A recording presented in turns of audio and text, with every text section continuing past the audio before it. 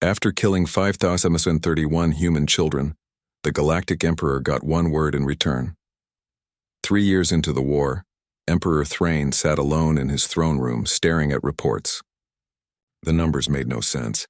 By every measure, the Empire should have crushed humanity months ago. They had superior ships, more soldiers, better technology, vast resources, yet the war continued. 17 species had rebelled, inspired by human resistance.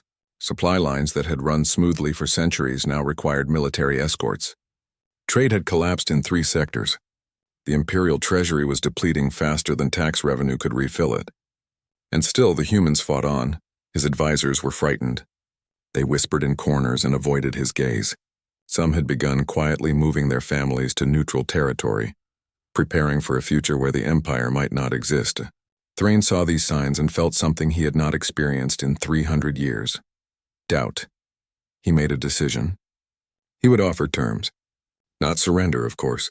The Empire did not surrender. But a compromise. Something that would end this bleeding wound of a war and let him consolidate power again. He sent a message to Earth requesting a meeting with human leadership. To his surprise, they agreed. The meeting took place on a neutral station in unclaimed space. Thrain arrived with a full military escort and a dozen advisors. He wore his ceremonial armor, all bronze scales and ancient symbols of power.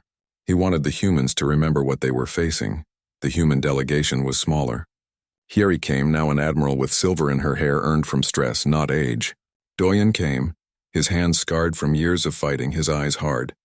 Minho came, wearing a captain's uniform that had seen better days. Taejun came, the diplomat who had built a coalition in the shadows, and behind them stood Jiwon.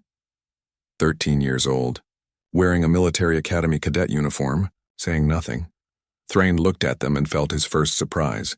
These were not politicians in expensive clothes. They were warriors who had crawled up from the ruins and refused to stay down. He had expected soft negotiators he could intimidate. Instead, he faced people who had been killing his soldiers for 3 years. He began with his prepared speech. He spoke about the costs of war and the benefits of peace. He offered terms: partial autonomy for human worlds, reparations for Sabiol 7, though not an admission of wrongdoing, recognition of human territory in exchange for acknowledging imperial sovereignty, trade agreements, cultural exchanges. It was a generous offer by imperial standards. He expected the humans to be grateful. Here he listened without expression. When the Emperor finished, she looked at the others. Doyen nodded slightly. Minho shrugged. Taejun made a small gesture with his hand.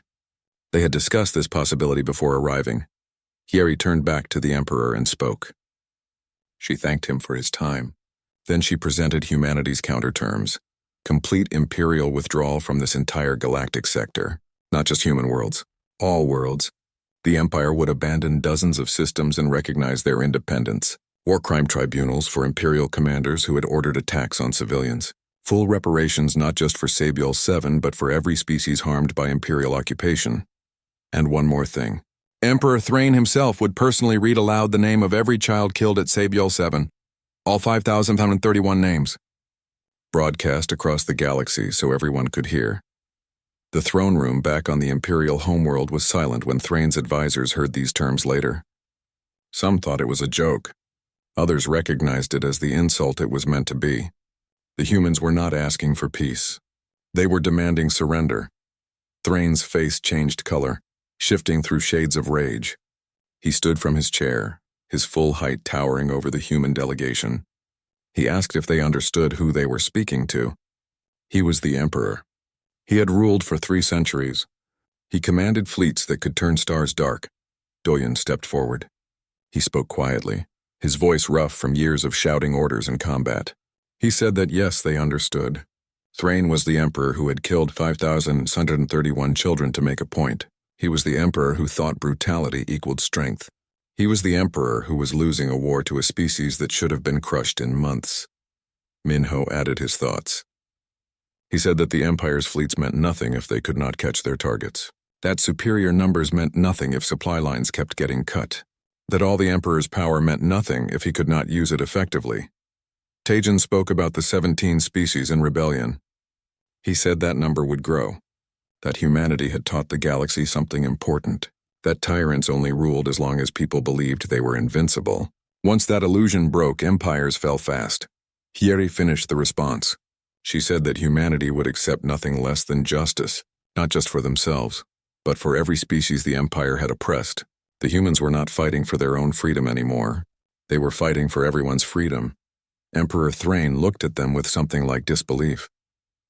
He had offered them survival and they had rejected it. He called them fools. He said they would all die for their pride. He promised that the empire would crush them completely, that no mercy would be shown, that human worlds would burn until nothing remained. Jiwan stepped forward then. She had been silent throughout the meeting, just watching. Now she moved to stand in front of the others. She looked up at the massive emperor and spoke for the first time. She said 3 words, "You already tried." The emperor stared down at this small human child who looked at him without fear. She continued speaking.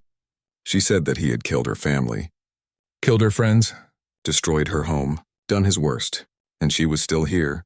Humanity was still here, still fighting, still refusing to break. She asked what worse thing he could do than what he had already done. Thrain had no answer. He turned and left the meeting with his advisors scrambling to follow. The human delegation watched him go. They had not expected him to accept their terms. This was theater, a message to the galaxy that humanity's position had not changed and would not change, but something had shifted. The Emperor's rage had looked like fear underneath. The great and terrible Thrain was starting to realize that he might actually lose this war, not in a single battle, not in a grand defeat, but in slow economic collapse and gradual loss of authority. On the journey back to Earth, the human delegation was quiet. They had just rejected peace terms and committed themselves to years more of war. People would die, worlds would burn, but they had all agreed that submission was worse than death. Hieri sat next to Jiwan and asked if she was okay. The girl nodded. She was fine. She had looked into the eyes of the being who had killed her family and felt no fear, only certainty that he would eventually pay for what he had done. Minho reviewed tactical reports, already planning the next series of raids. The Empire would be angry after this humiliation. They would lash out. His fleet needed to be ready. Doyon contacted his resistance network, warning them to prepare for increased imperial aggression. But he also sent another message, one of hope. The Emperor had blinked. He had offered terms. That meant he was weakening. Tajin began composing messages to his coalition of rebel species. He told them what had happened at the meeting, how humanity had rejected partial freedom and demanded complete liberation. It was a risky story to tell. Some might think humans were being foolishly stubborn, but Tajin knew better. He knew that compromise with tyrants never worked. You could not negotiate with someone who thought they owned you. You could only fight until they learned otherwise or died trying to prove they were right. The Emperor returned to his throne world wondering what had gone wrong. He had offered generous terms. He had been willing to forgive human defiance, and they had thrown it back in his face with impossible demands. His advisors suggested harsher measures. Total warfare, scorched earth, make the humans regret their choice. But Thrain remembered the look in that child's eyes. She had not blinked, had not wavered, had looked at the being who had murdered her family and felt no fear at all. For the first time, the Emperor wondered if he had made a terrible mistake 3 years ago.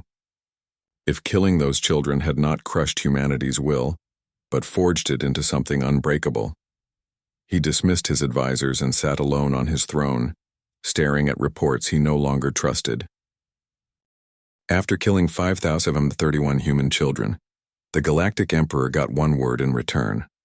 The sky above Sabiel 7 turned red before anyone understood what was happening. Doyon was in his office reviewing supply reports when the first explosion shook the ground. He ran to the window and saw fire falling from the clouds.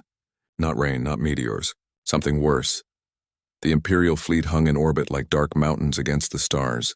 Their weapons had already spoken. The colony's shields, built to protect against storms and radiation, meant nothing against military-grade plasma cannons. Buildings that had stood for 20 years vanished in seconds. The school where his daughter attended classes became dust and smoke. Doyon ran outside. The air tasted like burning metal. People screamed and scattered in every direction, but there was nowhere safe to go. The bombardment was precise and thorough. They were targeting the residential sectors, the places where families lived, where children played. He ran toward the school anyway. His legs carried him through streets he no longer recognized. Everything looked wrong. Buildings were missing. The park where his daughter fed birds every morning was now a crater. His ears rang from the explosions, but he kept moving. When he reached what remained of the school, the bombardment had stopped. The silence felt worse than the noise. Doyen climbed over broken walls and twisted metal. He called his daughter's name again and again. Other parents were doing the same. Their voices mixed together into something that did not sound human anymore. He found her under a collapsed ceiling beam. She looked asleep except for the dust covering her face. Doyen knelt beside her and brushed the dust away with shaking hands. She was still warm. He held her and made sounds that might have been words but probably were not. Above the planet, the Imperial ships began to leave. Their work was finished. 3 systems away, Yeri sat in the communications center on Earth when the distress signal arrived. At first, she thought it was a drill. The signal was garbled and desperate, full of words like massacre and children and help us. Then the video feed connected. The screen showed Sabiol 7 from orbit. Smoke rose from dozens of impact sites. The colony that had housed 40,000 people looked like someone had taken a hammer to it. Hayeri's hand moved to her mouth. She had visited that colony once. She remembered the school, the park, the market where people sold fresh vegetables and handmade toys. The distress signal cut off. She tried to reconnect but got nothing. Either their transmitter was destroyed or there was no one left to send messages. Hayeri immediately forwarded everything to command and began trying to reach other colonies to warn them. Within an hour, every human in known space knew what had happened. The news spread like fire. People watched the footage of the bombardment over and over, unable to look away. Parents held their children tighter. Soldiers stared at screens with hard eyes. Captain Minho received the emergency orders while his ship, the Taiguchi, was on patrol near the frontier. He diverted immediately, pushing his engines beyond safe limits. His crew did not complain. They all knew someone on Sabiol 7. Everyone in human space seemed connected by only 1 or 2 people. It took them 6 hours to reach the colony. 6 hours too late, Minho stood on the bridge and looked at the devastation below. His tactical officer was crying quietly at her station.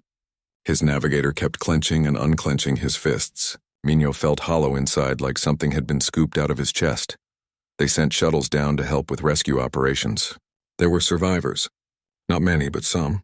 Minho watched the casualty reports come in. The numbers kept rising. When the final count arrived, he read it 3 times to make sure he understood. 5,731 children. Dead. Not soldiers. Not fighters. Not even adults who had chosen to live on a frontier world. Children. Some were infants. Some were teenagers preparing for university. Most were somewhere in between, at ages where they still believed adults could keep them safe. The Empire had killed them to make a point. Jiwan was 9 years old when the sky caught fire. She had been playing in her backyard when the first explosion threw her against the fence. She did not remember much after that. Just noise and heat and someone's hands pulling her into a basement. She stayed in the dark for hours, listening to the world end above her. When she finally came out, her house was gone. Her street was gone. She walked through the ruins, calling for her mother and father and brother. A rescue worker found her and wrapped her in a blanket that smelled like smoke. The worker asked if she knew where her family was. Jiwan pointed at the pile of rubble that used to be her house. The worker's face changed. She hugged Jiwan but did not say anything. What could she say? They took Jiwan to a shelter with other survivors. Most were adults. A few were children like her. None of them talked much. They sat wrapped in blankets and stared at nothing. Outside crews searched the ruins for bodies. They found so many bodies. 20 hours after the attack, Emperor Thrane's message arrived. It was broadcast on every channel across human space. The Emperor appeared on screens everywhere, his reptilian face filling displays from Earth to the furthest colonies. He was massive, his scales the color of old bronze, his eyes like black glass. He had ruled the galaxy for 300 years and commanded a fleet that could turn planets to glass. He spoke in a voice that rumbled like distant thunder. Humanity had refused to surrender their mining rights to the Empire. This was unacceptable. The attack on Sabiol 7 was a demonstration of Imperial power and resolve. Humanity now had 48 hours to surrender all colonial holdings and submit to imperial rule. Failure to comply would result in the complete extermination of the human species. The Emperor showed no remorse. He spoke about the dead children the way someone might discuss broken equipment. A necessary cost, a reasonable response to defiance. He seemed to expect gratitude that he was offering terms at all. When the message ended, Doyen was still holding his daughter's body. Hieri was still at her communications station. Minho was still in orbit above the ruins. Jiwan was still wrapped in her smoke-scented blanket. They all heard the same words. The same threat. The same expectation of surrender. Something changed in that moment. Something that the Emperor, with all his power and experience, did not understand about humans. They were not like other species. They did not calculate odds and surrender when outmatched. They did not accept that might made right. The 48 hours began counting down. The galaxy watched and waited for humanity's response. Everyone expected them to bend their knees, to beg for mercy, to accept whatever terms the Empire offered. They were all wrong. After killing 5,031 human children, the Galactic Emperor got one word in return. 2 more years passed. The Empire did not collapse in fire and drama. It collapsed in numbers that stopped making sense. Trade routes that no longer ran. Tax revenue that dried up, soldiers who deserted, allies who quietly stopped answering messages. 29 species were in open rebellion now. Others practiced quiet resistance following the lessons Doyen had spread across the galaxy. The Empire still had the largest fleet, still had advanced technology, still had the throne world and all its ancient power, but none of it mattered anymore. You cannot rule a galaxy that refuses to be ruled. Emperor Thrain had aged in those 5 years. Not physically. His species lived for centuries and showed little sign of time's passage. But something in him had withered. He no longer gave speeches about imperial glory. He no longer promised swift victory. He sat in his throne room surrounded by advisors who looked at him with barely concealed contempt. His own people had turned against him. Not the subject species. His own kind. The aristocracy who had supported his rule for 3 centuries now whispered that he had broken the empire over his pride, that he had turned a minor colonial dispute into a galactic catastrophe, that he had to go. The fleet Thrain had sent to crush humanity had scattered. Some ships had been destroyed in ambushes. Others had simply left, their crews tired of dying for a war that made no sense. The remainder had retreated to imperial core worlds and refused to move. Their commanders said they were protecting the homeworld. Really, they were preparing for whatever came next. What came next was a coalition fleet, ships from 36 species coordinated by human tacticians, armed with weapons built using human designs. It was not the largest fleet ever assembled, but it did not need to be. The Empire had hollowed itself out from the inside. There was nothing left but pride and old symbols. The fleet arrived at the Imperial throne world on a clear day. Minho commanded the operation from the Teguki, now scarred from dozens of battles but still flying. His tactical board showed ships from species who had been enemies months before, now flying in formation. All because humanity had shown them defiance was possible. Minho sent a simple message to the planet below. Surrender or face orbital bombardment. The same choice the Empire had given humanity 5 years earlier. The response came not from Emperor Thrain but from a council of imperial nobles. They said the Emperor was no longer in command. They said he would be handed over for trial. They said the Empire accepted the coalition's terms for ending the war. It was over, not with fire and glory, with a whimper and paperwork. The coalition forces landed on the throne world. Doyen walked down the shuttle ramp onto the same planet where the Empire had ruled for 1,000 years. He wore simple combat gear, still scarred from years of fighting. Around him, soldiers from 24 species secured the area. No resistance. The Imperial guards had laid down their weapons. They marched to the throne room. The building was massive, built to make visitors feel small. Columns rose toward a ceiling lost in shadow. The throne itself was carved from a single piece of black stone, sitting atop a pyramid of steps. It looked like it would last forever. Emperor Thrain was not sitting on the throne. He was standing at its base alone. His advisors had abandoned him. His guards had left. Even his family had fled to neutral territory. He stood in his ceremonial armor looking at the army that had come to judge him. Yeri stepped forward. She carried a tablet containing 5,731 names. She said that the coalition offered the Emperor one chance to maintain some dignity. He would stand trial for war crimes, but first he would do something else. He would read the names. Thrain looked at the tablet. He looked at the humans standing before him, these small creatures who had destroyed his empire. He could refuse, die with defiance. But what would that prove? That he was strong? He had thought he was strong 5 years ago. He had been wrong. He took the tablet. They set up a camera. The broadcast would go to every corner of the galaxy. Every species would watch. Everyone would see the mighty Emperor Thrain brought low. Jiwan stood near the camera. She was 16 now. No longer a child, but not quite an adult. She wore a military uniform she had earned through 5 years of training. She would deploy to active service next month. But first she wanted to see this. Thrain began to read.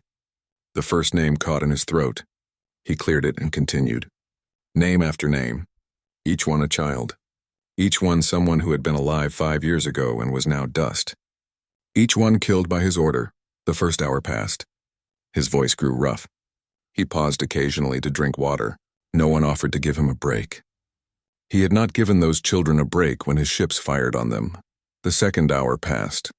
Some of the names were very young children, infants, toddlers. Thrain's voice wavered on those. He had to stop several times to compose himself. The camera captured everything. The third hour passed. The list seemed endless. How could there be so many names? How had he not understood what 5,731 meant? It was a number in a report. Now it was hours of reading names aloud until his voice broke and his throat bled and he understood. Finally, truly understood what he had done. 4 hours, 5 hours, 6 hours. His legs shook. He sat down on the steps below the throne and continued reading. Someone brought him more water. He drank and continued. Name after name after name. The galaxy watched. On Earth, people gathered in public spaces to watch together. On Sebiol 7, rebuilt but still scarred, survivors stood in silence. On 24 worlds, species who had suffered under imperial rule saw their oppressor reduced to a voice reading names. 7 hours. 8 hours. 9 hours. Thrain's voice was barely a whisper now. Each name took longer to say. He had to squint at the tablet because his eyes were blurring. The humans standing guard did not move, did not speak, just watched. 10 hours. 11 hours. Thrain was crying. He did not try to hide it. Tears ran down his scaled face as he spoke the name of a 5-year-old girl who had liked flowers, an 8-year-old boy who had wanted to be a pilot, a 12-year-old who had written poetry. The reports had never mentioned these details. Just numbers, just acceptable losses. The final name came after 11 hours and 40 minutes. Thrain spoke it clearly despite his ruined voice. Then he set the tablet down and looked at the humans. Yeri nodded. It was done. Jiwan stepped forward then. The Emperor looked at her and recognized her from the meeting 2 years earlier. The child who had told him he had already done his worst. She was taller now, harder, but her eyes were the same. The galaxy waited for her to speak, to condemn him, to demand execution, to spit on him and curse his name. Everyone expected vengeance. Jiwan looked at the Emperor who had killed her family and destroyed her world. She looked at this being who had thought himself a god, and now sat broken on the steps of his own throne. She spoke 3 words, clear and calm. Now you understand, that was all. No curse, no rage, just acknowledgement that he finally knew what he had done, that he finally felt a fraction of what humanity had felt when those children died. Thrain nodded slowly. He understood too late, far too late, but he understood. They took him away to a cell. He would stand trial and be sentenced to life imprisonment. He would spend his remaining centuries in a room where recordings of himself reading those names played on loop. Every day, every night, forever. The coalition dissolved the empire. The throne world became neutral territory. The fleet scattered to protect free systems. Species began rebuilding under their own rule. Humanity did not seek dominance. Minho returned his fleet to Earth. Yeri retired from military service. Tajin became an ambassador for the new Galactic Council. Doyen returned to Sebiol 7 to help finish rebuilding. Years passed. The war faded into history.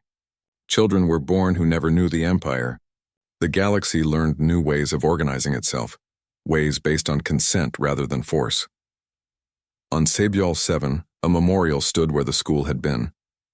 a wall of black stone carved with 5,731 names. Doyen visited it often, now an old man with grandchildren. He would stand before his daughter's name and remember. Jiwon visited too, when her duties allowed. She had become a captain in the human fleet, decorated for service in conflicts that came after the Empire. She married, had children, built a life. But she never forgot. She brought her own daughter to the memorial when the girl turned 9. The age Jiwon had been when the sky caught fire. She showed her the names, explained what they meant, why humanity had fought so hard. Her daughter asked if the war had been worth it, if all those deaths and years of fighting had accomplished anything. Jiwon looked at the memorial, at the names, at the rebuilt colony around them where humans and other species lived freely, at the sky where ships from a dozen civilizations traveled peacefully. She said yes, it had been worth it, because humanity had sent a message that day 5 years before, when they said no to the Empire, when they refused to accept that might made right, when they chose death over submission. They had said that some things were worth fighting for, that children's lives mattered, that freedom mattered, that you did not bow to tyrants no matter how powerful they seemed. The galaxy had learned that lesson, learned it so well they would never forget. After killing 5,631 human children, the Galactic Emperor got one word in return. 6 months passed. The Empire expected quick victory.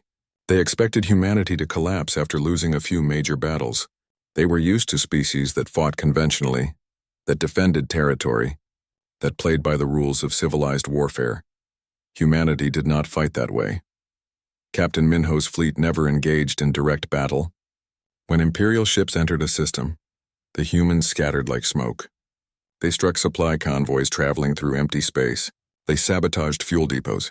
They mined trade routes. They made it expensive and dangerous for the Empire to hold human territory. The Empire sent larger fleets. Minho responded by splitting his forces into smaller groups. Dozens of human ships operating independently, coordinating through encrypted communications, never staying in one place long enough to be caught. They were like mosquitoes, individually weak but impossible to swat. Imperial commanders grew frustrated. They were used to overwhelming force-solving problems. But you cannot overwhelm an enemy who refuses to stand still. Every week brought new reports of lost supply ships, destroyed outposts, damaged equipment. Nothing decisive, just constant grinding attrition. On Sabial 7, Doyen had turned the ruins into something new. The colony would never be what it was before. Too much had been destroyed. But it could be something else. Something harder. The survivors built underground. They turned basements and natural caves into a network of tunnels and chambers. They salvaged weapons from the destroyed military depot and learned to use them. Adults who had been teachers and farmers and shopkeepers became fighters.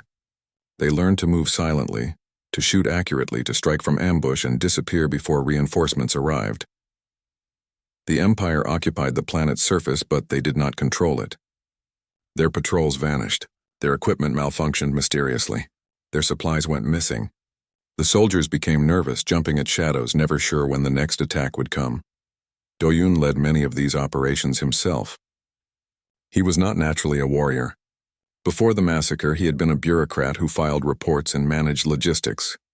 But grief and rage had transformed him into something else. He learned quickly and taught others what he learned. More importantly, he began reaching out to other occupied worlds.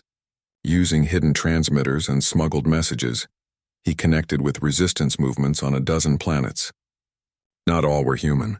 Some were other species who had lived under imperial rule for generations and saw in humanity's defiance a chance for their own freedom. Doyen shared tactics and strategies. He taught them about guerrilla warfare, about making occupation too expensive to maintain, about turning every captured world into a bleeding wound for the Empire. His lessons spread across the galaxy like seeds finding fertile ground. On Earth, Hiyeri had been promoted. She was no longer just a communications officer. Now she coordinated information warfare across all human space. She made sure everyone knew the number. 5731, it appeared everywhere. On propaganda broadcasts, in encrypted messages to other species, spray-painted on the hulls of destroyed Imperial ships. The number became a symbol, a reminder of what the Empire had done and why humanity would never surrender. But it was also a message to other species. If the Empire could kill 5,731 human children without remorse, what would they do to you? Hier's team intercepted Imperial communications and leaked embarrassing information. They exposed corruption among Imperial officials. They revealed how the Empire exploited and abused subject species. They turned the Emperor's own brutality into a weapon against him. Slowly, carefully, public opinion across the galaxy began to shift.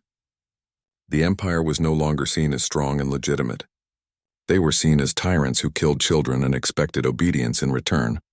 A new figure emerged during this time. Tajin had been a diplomat before the war, someone who negotiated trade agreements and cultural exchanges. Now he put those skills to darker purposes.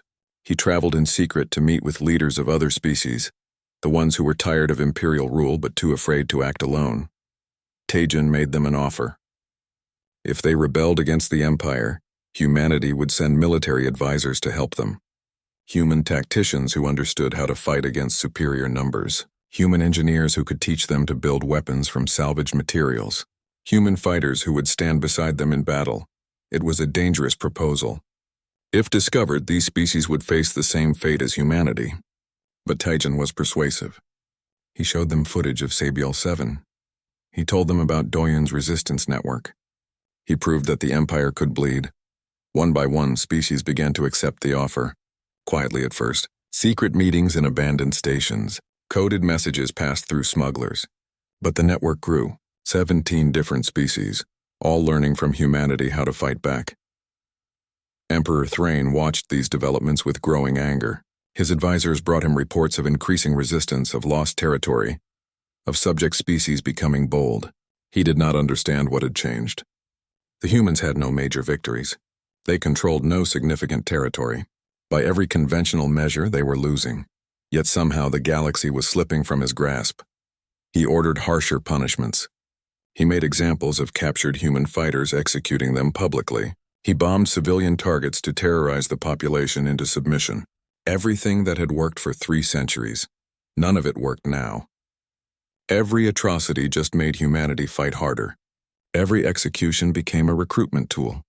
The Emperor was trying to fight a war the old way, and humanity had invented new rules.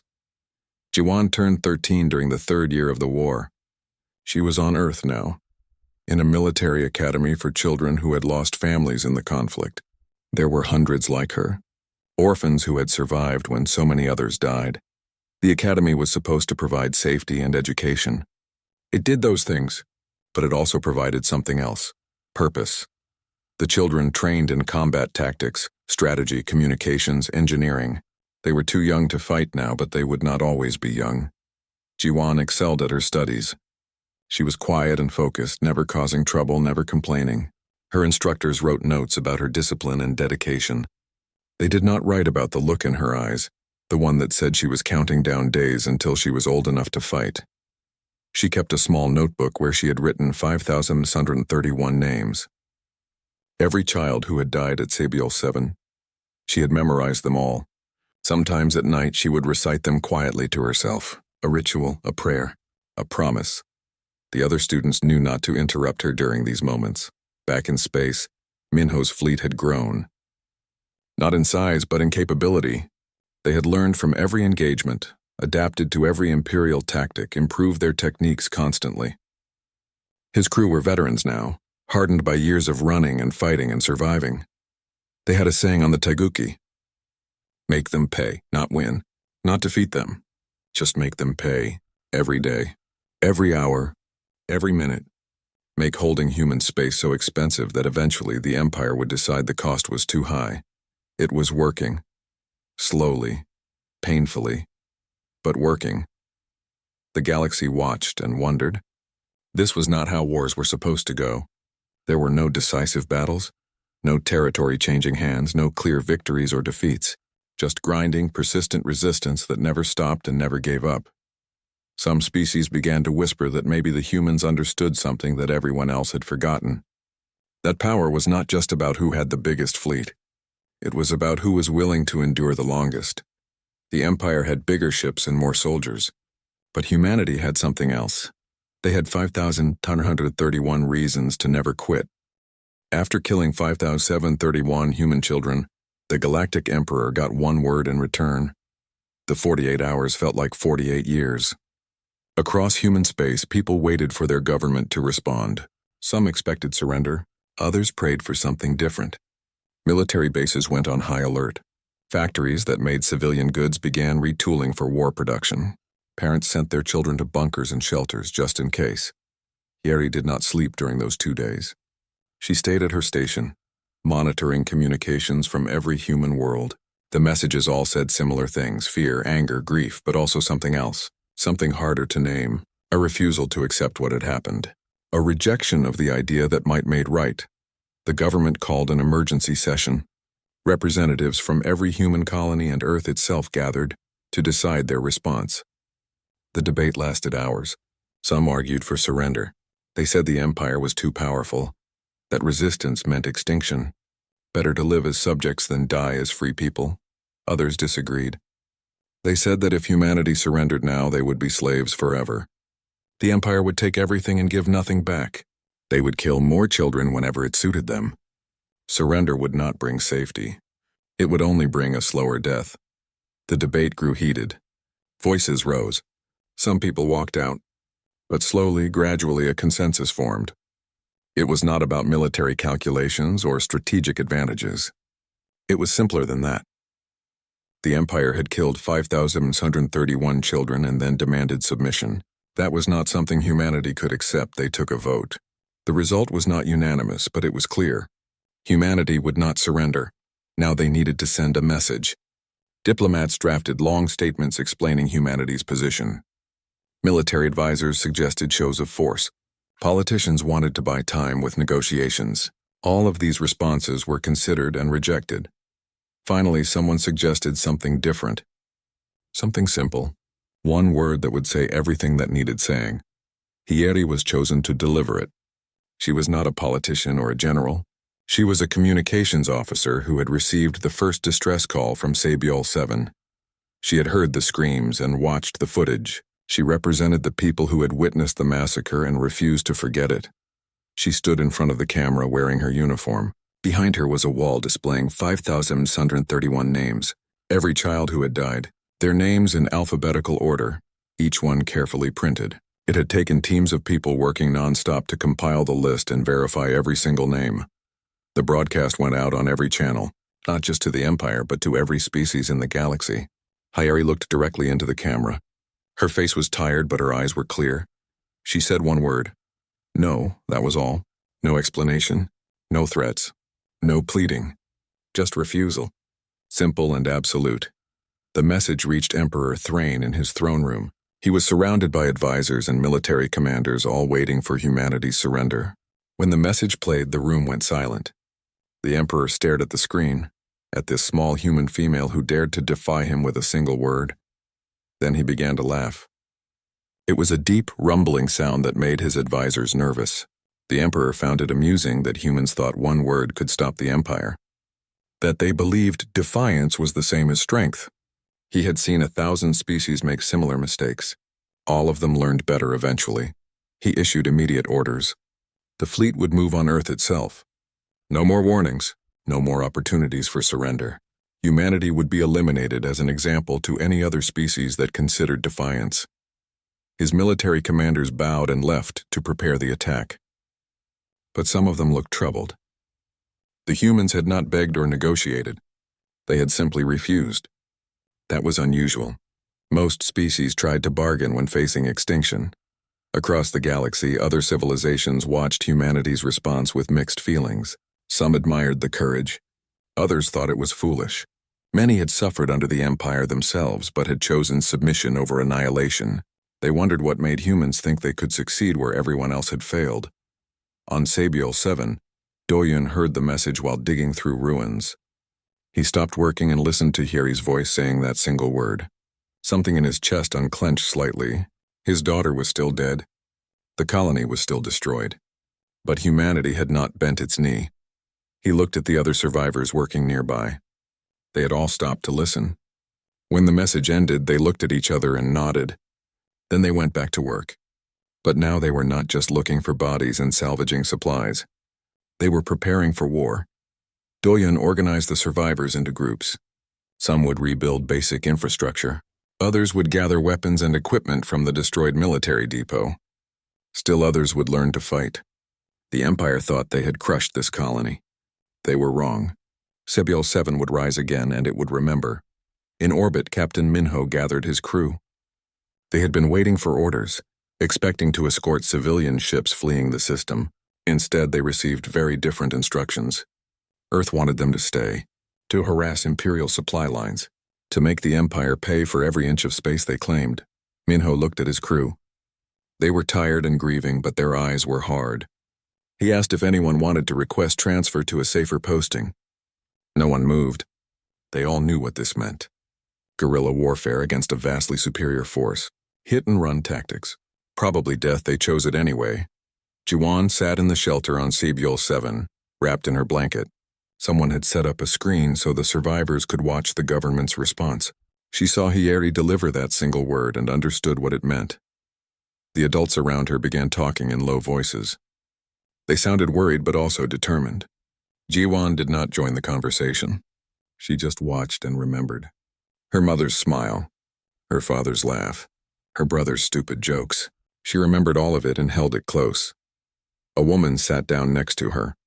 She was one of the rescue workers, the same one who had found Jiwan in the ruins. She did not say anything at first. They just sat together in silence. Finally, the woman spoke. She said that ships would be coming soon to evacuate the children to safer locations, Earth or one of the inner colonies, somewhere the Empire could not reach easily.